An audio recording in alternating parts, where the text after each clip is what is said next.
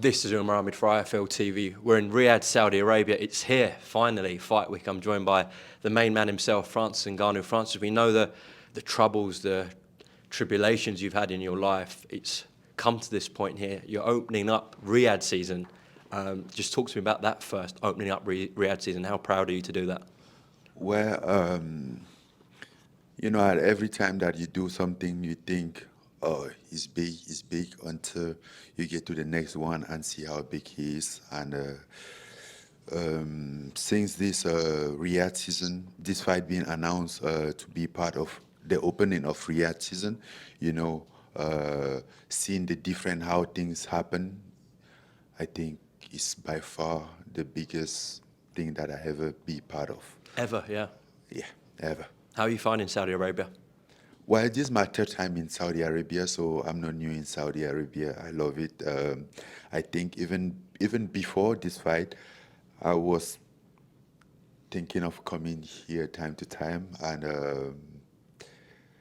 this just gives me more opportunity to open me the door to Saudi Arabia, to come here with my family and, enjoy it, because I really intend to be part of a lot of activities here, such as Riyadh season. I hope to be part of it next year too. You've mentioned Tyson Fury a few times over the last few years. Did you always know this was going to happen, Francis? I always have faith. I didn't know. I have faith and I believe in it, and then I keep going. I keep believing until it happens. But I can't say I always know. No. You need to be a magician to do stuff like that. And I'm not. I just believe in something so much so that he gets to manifest it itself. Talk to me about Mike Tyson, having him in your corner, arguably the greatest heavyweight of all time, certainly one of them. Arguably. And one of the biggest icons just in general, Yeah. not even in boxing.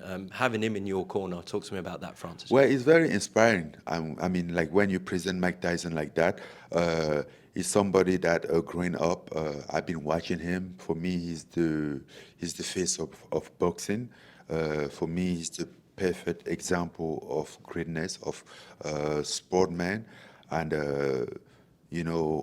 get to the point that you look in behind and see him. That means you have done something right. He's inspiring too, not because he's there, but also because that means he believes. He believes in you.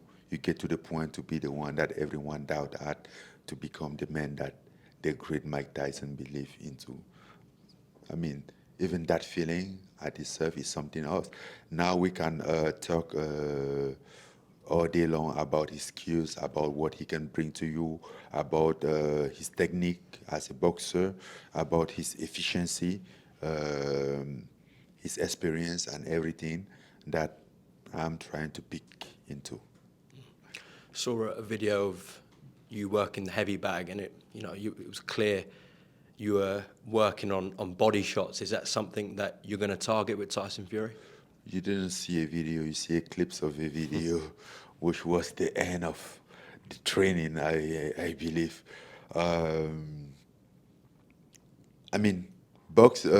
Everything is, I've been working on everything, even a body shot or a head shot or however you can call it, I've been working. In boxing, there's not so many space. There's body and head, period. There's not a kick. Speaking as honestly as you can, as you finish camp now, how was it in terms of training in a boxing capacity, making the adjustments? He was different. He was very different. In fact, I would say different than what I thought.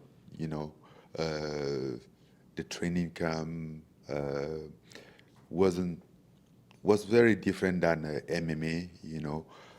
Have to train like only up of body and the endurance and everything is. In MMA, like when you get tired or when you want to change a level, maybe you strike, you end up with kick, or you take down, or you clinch, stuff like that. In boxing, there's not that, and you have to keep going in the same position, stand up, basically not clinch, nothing. It was different, and the amount of punch that you have to throw in boxing is quite a lot. Do you think you have to take Tyson Fury out early, given what you've just said? I don't think I have to take Tyson Fury out early. I didn't, and that's the reason why I was training hard in case I don't take him out early. What's happening if I don't take him out early? So then it's over. Then I give up and go back home. What? You know? No, I'm going to fight. I get prepared in order to take him out whenever the chance have been given to me. Across his 3 fights with Deontay Wilder, he got dropped 4 times. Do you think the fights with Wilder took anything out of Tyson Fury, in your opinion?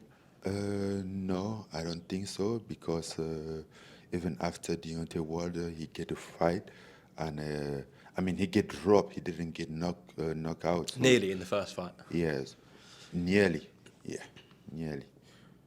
But no, I don't think so. Do you see him as the best heavyweight in the world? Absolutely, yes. So right now, arguably, he's the best heavyweight of the world, unless somebody else prove otherwise. How did you react to the news when it came out that Tyson Fury had signed to fight Alexander Usyk? Well, he was quite funny to me. I just wanted to remind him not to make the date so close, because they didn't have a date. Just didn't know what's gonna happen in our fight. So he's smart for him not to take a fight very close. Does it offend you at all? No, why? Because he's already got a fight locked in before he's fought That's you? his problem. I also have a fight lock. Oh dear. Yeah, I have a fight lock in January, in early next year in MMA. Okay. Right? I have a fight lock, but I take a time. Even if everything goes well into this fight, I will still take some time to rest, to get into a training camp, to go fight. So, and not to mention the fight that he's having after our fight is the fight that was originally supposed to happen first, and then the negotiation fell through. So, in fact, I owe everything in that failure.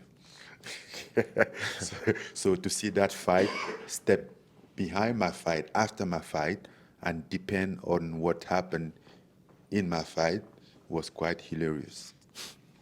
Francis, obviously you've been locked away, focused in camp, but I'm sure some of the noise from the boxing world has filtered through. Of course, people are writing you off. And they are right. I mean, they get a point, right? This is my first boxing match. They get a point to write me out. But guess what? People always write me out. But here I am. I always been an underdog.